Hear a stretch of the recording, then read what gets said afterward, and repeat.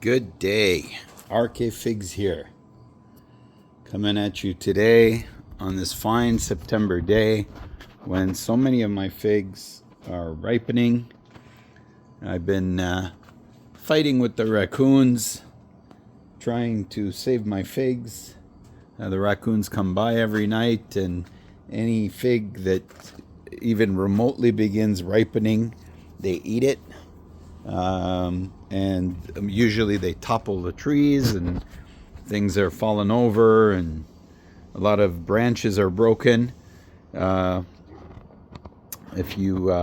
what I've been doing is I've been utilizing my good old carts here, putting my figs on the carts and bringing them into the garage overnight, just rolling them in. At least the ones with figs that are ripening. It is a great tactic. It's a bit of pain in the butt because I have to bring them back out in the morning. But it is a good tactic because it has been getting cold in my area during the evening. And when it gets cold like that, the figs slow down in their ripening process. And it's actually, right now, is a race for me to try to get the figs to ripen as soon as possible, because what happens is eventually it's going to get very cold and all the figs are going to start spoiling, and the more rain that comes also is pretty bad for the figs. So even one day it was raining really hard. I kept them in the garage for one day. Yes, I missed out on a bunch of daylight, but they didn't get the humidity that causes figs to split. So if you look here, you'll see right inside the bag, this fig split. It got a lot of humidity. You could see here, this fig was dropped from the raccoons. If you take a look over here, you will see that this branch that was full of figs was completely broken off. It kind of half broke off. I tried to glue it back on. I'm not sure if that's gonna take or not. But that's been my situation. Still waiting on the big guys. I call them the big guys to ripen. My I-258 that, as you could see, is loaded, absolutely loaded, and you can see some of the leaves are turning yellow from the cold that we've been getting at night. So not a bad idea to bring it in as well, but I don't want to buy any more carts. So yeah, my big boys here, my I-258, my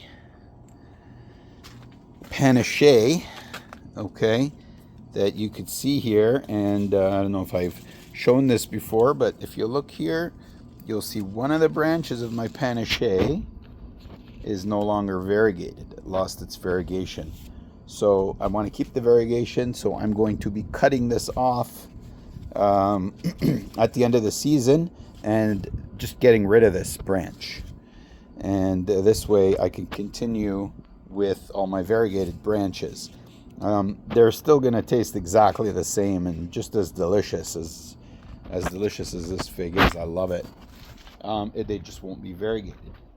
Okay, and then we got here my Black Madeira, which, as you could see, is also being affected by the cold. See this here?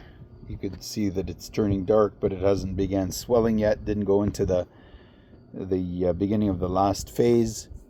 So that fig is gone, and also my Black Madeira KK. But everything else is just ripening beautifully. Look at my Dalmati here. Just monstrous, delicious figs. Peter's Honey. What a great fig to have. I didn't get that one until I think last year or the year before. But these figs have been absolutely incredible. And you see how those just came off. That's exactly what you want when you want to pick your figs. Watch this. See that beautiful cracking? You just touch it and it comes off. There's no latex. You're not eating latex. You don't want to be eating latex. Okay, these are delicious, delicious figs. And here's another one. What is this? This is also Peter's honey. Look at that. I didn't even bag these. And they're just so delicious. Talk about honey. Yummy, yummy. Oh my God. That is absolutely delicious. Okay. So, I am actually here today to talk about a fig that I boast and brag about a lot. It's one that not too many people have. It's one that I would say is a bit challenging to grow. And the reason why it's challenging to grow is it doesn't like humidity and it doesn't like the rainy weather. And in our climate here, that's what you get. You get the humidity and rainy weather around this time, and this is when it begins to ripen. Okay? And so a lot of times it spoils and people say, oh, it's not so great. And the fig I'm talking about is this Cypress Honey. And you could see it's so beautifully soft. I've been putting this inside at night every night because I've been scared of it getting eaten. It's actually, I don't know, with the raccoons, it's like they smell certain trees and they love them. And certain other trees, they kind of don't smell them. Like I have my Sawadi over there. It's got a bunch of figs on it. I leave it out. The raccoons just walk by it. They don't bother, even though those figs are delicious too. But this thing here, they climbed all over it. They broke the branch. And they really depressed me with that because that branch was loaded with figs. So I'm going to just take this bag off here. All right. So there's the bag. And this is our Cypress Honey fig. So you could see it's got an open eye, which is another thing that allows these figs to spoil. And so I just broke it off, and you could see there's no fig honey. There's no latex, which is a great sign. And we're going to take this inside, and we're going to cut it open, okay? And I just want to tell you one of the reasons why I love this fig so much, okay? I don't know. I know a lot of you out there do have figs and have tasted figs before, but maybe some of you have not tried fresh caprified figs, okay? And fresh caprified figs have this unique figgy flavor that I can taste, like no matter what fig I pick from the garden and try, because you know we don't have the fig wasp here, and if you want more information about that, I'll leave a link to my video.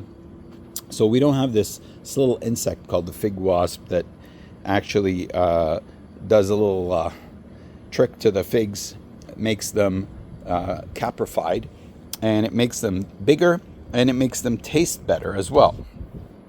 So that taste, that unique taste that happens to the fig when it gets caprified is something you don't find in many figs, but it is something somehow that I always can taste when I'm tasting this Cypress Honey. And this is why I love this fig so much.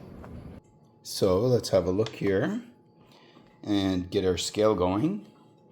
And we got 44 grams. So that's a very decent sized fig. It's definitely not one of the small ones. Yes, it's not one of the big ones like, Stella or Dalmati or Longdude or even Niagara Black. But it's a pretty decent sized figs. So let's cut it open and see what we get. All right, so I just cut it.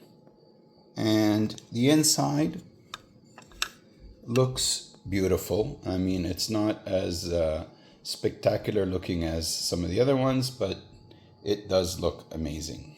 But here's the reason why we're all here, as the taste. Oh man. This is exactly what I'm talking about with this sugar or caramel honey. Caramel honey with that figgy flavor, that very important figgy flavor that you don't get with a lot of uncaprified figs. And you do get it with this, provided you keep it out of the rain and the humidity. Cypress honey, delicious.